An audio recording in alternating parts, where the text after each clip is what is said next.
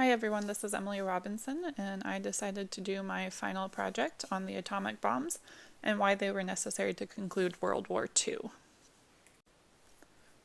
The Manhattan Project was the codename given to the secret project that worked on researching nuclear fission, which is what would lead to the development of the nuclear bombs. Anyone working on it knew that it was to be kept top secret.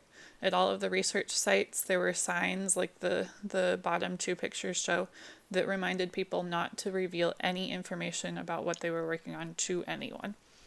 It took several years and $2 billion, which would be worth about $30 billion today, to complete. On July 16th, 1994, Trinity was the first nuclear bomb that was tested in the New Mexican desert successfully.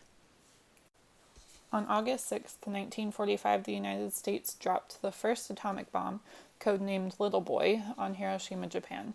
Just 3 days later, on August 9th, the second atomic bomb was dropped on Nagasaki, Japan.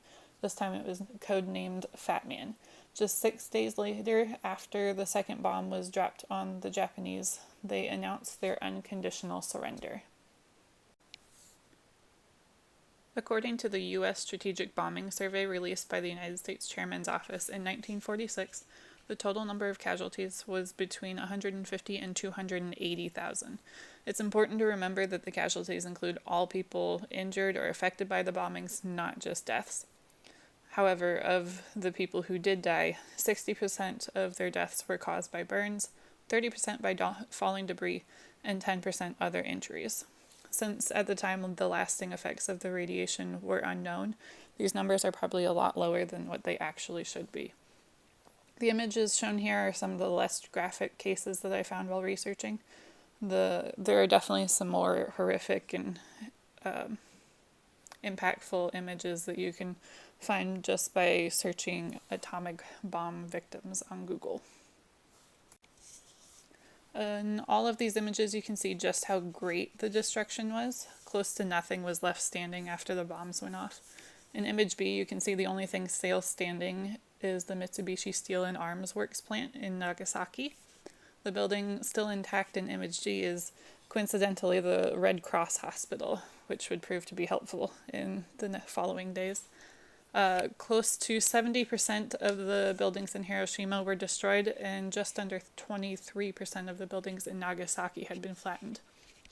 That lower amount for Nagasaki can be attributed to the hilly terrain, so some of the other buildings in the surrounding area were shielded by the hills from the blast.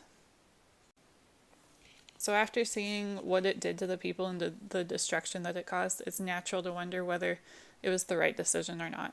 After researching this topic, I came to the conclusion that this was the best decision that they could have made at the time.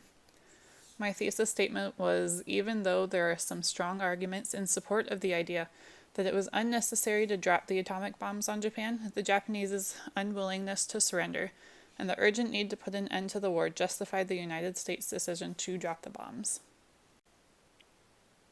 To me, the most compelling reason why it was necessary for the atomic bombs to be used was because there was an urgent need to end the war. 3 months prior, the Germans had surrendered and officially ended the war in Europe. There was no hope for Japanese surrender, though. Japanese tradition forbade surrender or capture, so it was clear that drastic measures were going to be necessary. With the Japanese kamikaze bombers who would fly their planes straight into American ships and aircraft, the fight would have undoubtedly been brutal. As an example, the image in photo A shows the USS Bunker Hill, which was hit by Japanese kamikaze bombers on May 11, 1945, and over 370 men died in the attack. Without the bombs, it was likely that close to 1 million lives would have been lost on both sides.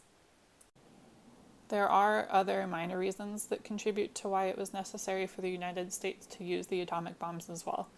By the end of World War II, the United States was already beginning to feel tensions with the Soviet Union rise.